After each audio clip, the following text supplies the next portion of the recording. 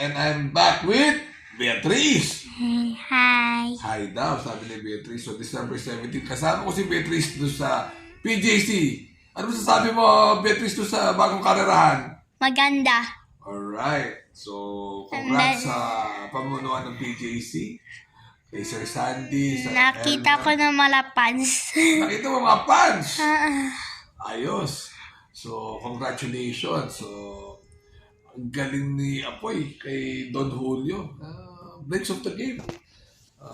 Congrats kay Tito Juicy Villa. Tingin ko nga makakadalawang panalo siya. Hindi makakalain doon siya mananalo. So, yung captain moment ng ano. So, well, anyway, congratulations Tito Jun. You deserve it. Long deserved na yan, di ba? From the time of from Boss Emong being stripped. So, congrats Tito Jun Sevilla. Alright?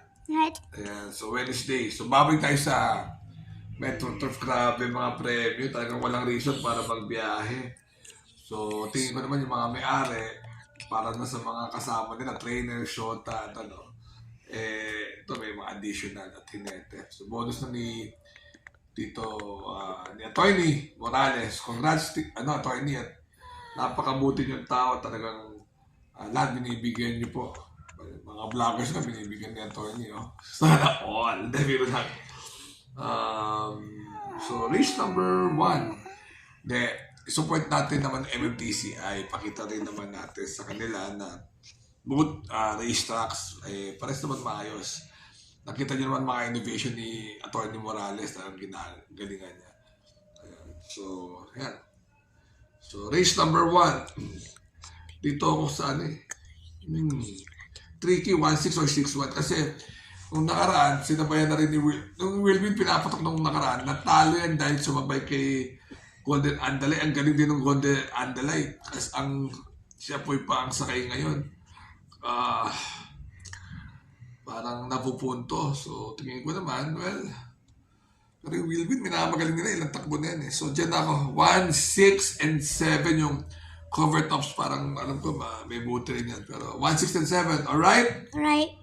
O, kasi balikatan yan guys ha. Ito, race number 2. Race number 2, Magnolia Ariana ako. Di ba? Ang galing ng panalo niyan eh. So, tingin ko, siyang horse to beat dito. Second choice ko, Dihado. May mga nakikita kasi akong magandang trapo nito eh. Sega Tulin. Di bandera dito. Tingin ko siya mauna dito. Magugulat kayo siya, mauna dito. So, hindi ko lang alam kung makakatapos sa 1-2. Pero titiyakin ko sa inyo. Luko lang sa aparato to eh. Ito yung gumigiba ng aparato. Pero, second choice ko yan, Sega Tulin. Ang third choice ko pa kasi Arugato na rin dahil maganda numero. Pero pang-all to eh. Warhammer, may panalo. Darna, may panalo. High quality. Gold Rush. King Eyes. Pang-all to. Pero 7, 3, and 8 ako. Alright? Alright. Sa race number 3 naman, ito Shining Tandem medyo lamang. Kasi magagalingan ng tinatakbo. Parang 3-horse race. Yung Johnny Bunny may panalo rin yan. Although hindi ko kasi kabisado yung kung ano yung mga ba't siya natigil eh. So, pero at least dalawa ko kunin ko dito. Third choice ko, pwedeng Adorable Felicia o West Indies. 8, 4, and 1. Alright? Alright. Race number 4. Golden 8. Malaki panalo. Second choice ko, Leader of the Band. Fans ako niyan eh. Leader of the Band. Parati mong taya yan. So, isama niyo yan. Third choice, Malbatan. 5, 7, and 3. Alright? Alright. Okay. 1 for the road. Di bandera. Baka makatapos. Di tayo sure. 5, 7, and 8 na lang. Right. Alright. Dito sa race number 5. Race number 5, Imperial Queen. Nung kalaban nga dito si Ivan, dyan ako. 1, 2, Carrera. So siya lang yung medyo consistent dito sa grupo na to. So tingin mo wala naman reason para i-biyahe siya. Second choice ko si Quincy. Muntik na manalo ng Dihado, baka one win na si Mandaraya dyan, nanalo si Marengo, di ba? Inaabot lang yan, mabuti na rin yan. Third choice ko yung Dumubungaw kung saan sumigutan nung nakaraan. At may buti na rin, nagpakita ng buti. Kaya 3, 6, and Alright. Alright. Race number 6. Gomez Glory, paano itong minamagaling eh. Baka ngayon manalo. Di bandera to. So, first choice. Second choice ko yung galing sa panalong tough feeling. May buti na rin niya. Actually, his third choice. Magandang diha din. Art Tourist. Hindi kayo pwede mawalan. 8, 4, 2, and 7. Alright? Right. Alright. Itong race number 7. 7.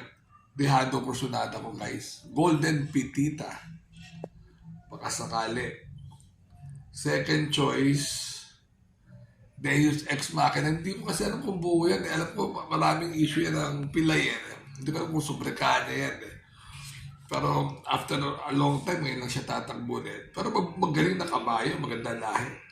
Yan ang second choice ko. Third choice ko si Heroes of Caloocan. 3, 8, and 7. Alright. Alright. Kasi yung Aliana na mapasin ko, pag gabi, ayaw tumakbo talaga. Although may buti yan dyan, hindi pwede mawala. Pero hindi ko kukunin. 3, 8, and 7 ako guys. Dahil ano. So, quick vlog ulit. Thank you, Beatrice. Come, Popsy. So, remember to be good guys because God is good all the time. So, simbang gabi na.